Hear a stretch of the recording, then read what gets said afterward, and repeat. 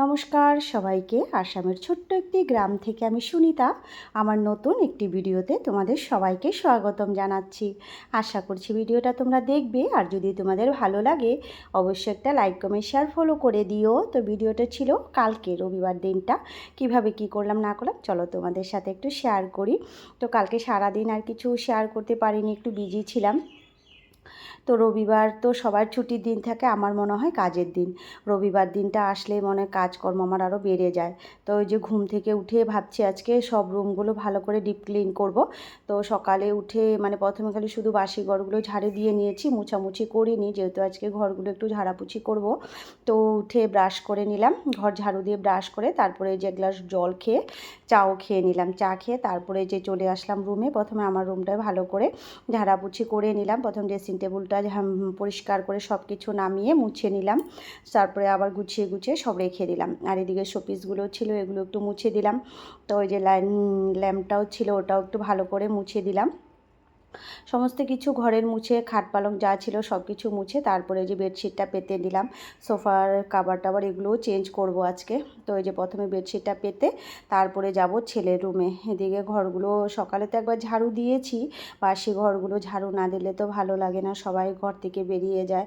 তো বাসি ঘরে মা বলবে আর কি, বাসি ঘর থেকে বেরিয়ে যেতে নেই, সকালে ঘরগুলো ঝাড়ু দিয়ে দুয়ারটা মুছে দিতে হয়। তো ওটা করে রেখেছি সকালে। তারপরে সবাইকে চাটা দিয়ে সবাই চলে গেছে, তারপরে আমি কাজকর্মে লেগে পড়লাম। প্রথমে আমার রুমটা ডিপ ক্লিন করে এই যে সব কিছু পেতে দিয়েছি, বেডশিট বালিশের কভার টভার সব চেঞ্জ করেছিলাম, সব কিছু আবার এই যে জায়গা মতন পেতে রেখে দিলাম। আর এদিকে এসিটা মুছতে ভুলে গিয়েছিলাম, তারপরে আবার এসিটা মুছে দিলাম একটু। তারপরে এখন এই যে ঘরগুলো ভালো করে ঝাড়ু দিয়ে নেব। সকালে ঝাড়ু দিলেও যে ঝাড়াপুছি করলে তো আরও ধুলাবালু পড়ে যায়, তো আবার একটু ঝাড়ু দিতেই হয়। তো সবগুলো রুমই আবার ঝাড়ু দিতে হবে, যেহেতু সবগুলো রুমই পরিষ্কার করব আজকে। তো সানডে তো সবার ছুটির দিন, কিন্তু আমার মনে হয় সানডে দিনটা আসলে কাজকর্ম যেন আরও বেড়ে যায়। রোজ দিন সানডে, আমি বেশিরভাগ দিন সানডে আর কি, যেদিন হয়তো কোনো অসুবিধা থাকে হয়তো করতে পারি না, কিন্তু বেশিরভাগ সানডের দিনটাতে আমি ঘরগুলো ঝাড়া পোছা করে নিই।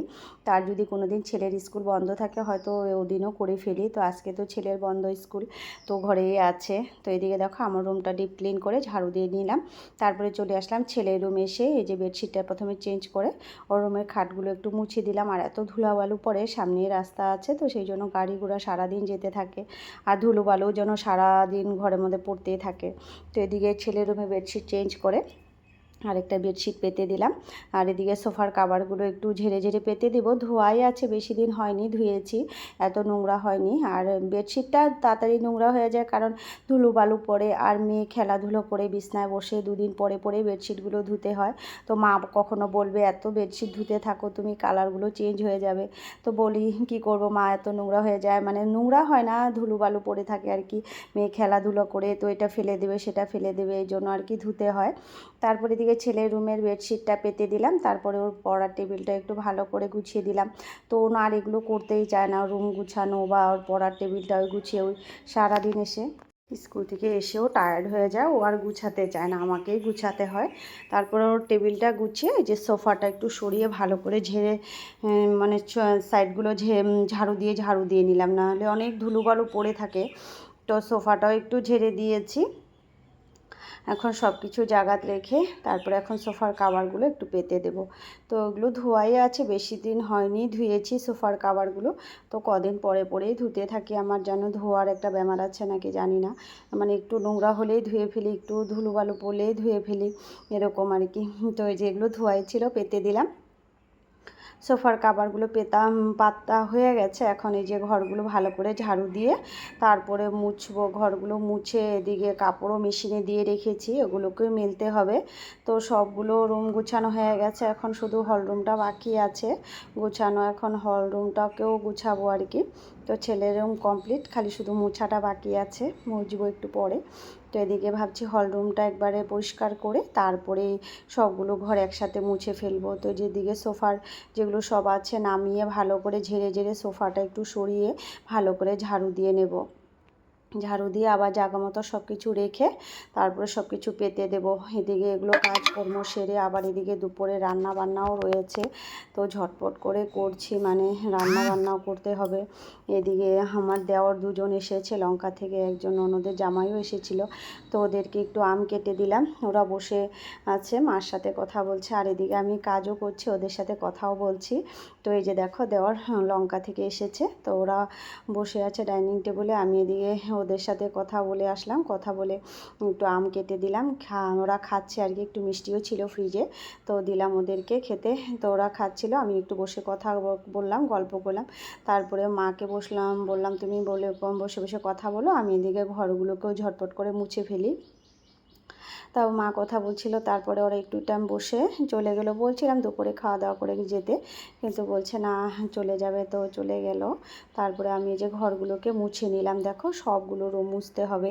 প্রথমে আমার রুমটাকে ভালো করে মুছে নিলাম, তারপরে যাব ছেলের রুম আছে, হল রুম, ডাইনিং রুম সব কিছু মুছবো। তো সকালে যেহেতু আজকে মুছিনি, এই ঝাড়া পোছা করবো বলেই মুছা হয়নি, তখন এই যে সবগুলো রুম মুছে তারপরে আবার এদিকে মেশিনে কাপড়গুলো মেলবো, ধোয়া হয়ে গেছে হয়তো মেশিনে কাপড়গুলো। তো আমার রুম মুছা হয়ে গেছে, এখন এই যে হল রুমটাকেও মুছে নিলাম। আর এদিকে মেয়েকে সকালে একটু ম্যাগি বানিয়ে দিয়েছিলাম, ও খেয়েছে, আর ছেলে নিজে আজকে ম্যাগি বানিয়ে খেয়ে নিয়েছে। তো আজকে ঘরে আছে বলে আমাকে আর কিছু বলেনি, নিজে দেখি ম্যাগিটা বানিয়ে খেয়ে নিল।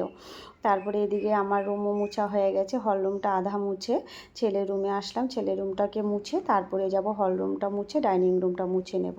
তো এদিকে দেখো এই যে হলঘরটাকেও মুছে নিলাম, হল রুমটা মুছে তারপরে ডাইনিং রুমটাকেও মুছবো আর কি। তো এদিকে তাড়াতাড়ি করে রান্নার কাজও করবো, এই জন্য মাকে বলেছিলাম আর কি সবজিটা একটু কেটে দিতে, তো মা আমাকে এই যে পেঁয়াজ রসুন যা লাগবে সব কেটে দিল।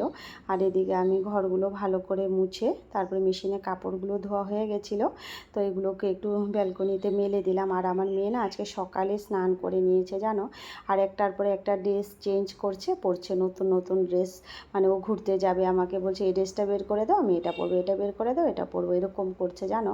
তারপরে কি করব, বাচ্চা মানুষ কান্না করে না করলেও, তারপরে ওকে পরিয়ে দিলাম, প্রথমে একটা ড্রেস পরেছে তারপরে আবার খুলে ওটা পরলো। তারপরে এদিকে বেলকনিতে সব কিছু মেলে কাপড়গুলো আমি চলে গেলাম স্নানে, দেখো স্নান করে এসে গেছি, এখন স্নান হয়ে গেছে আমার। তারপরে এখন সিঁদুর পরে যাব রান্না বান্নার কাজ।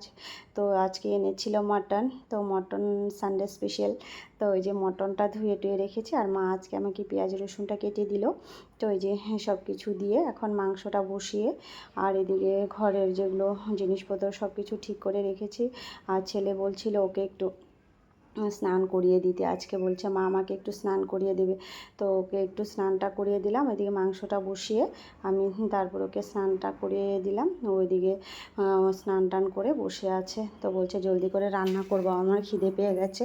তারপরে মাংসটা বসিয়ে ভাতের হাঁড়িও বসিয়ে দিলাম, এদিকে মাংস হয়ে গেছে, বরমশার জন্য কষানি রাখলাম, আর ছেলে খেতে বসে গেছে। টাটা।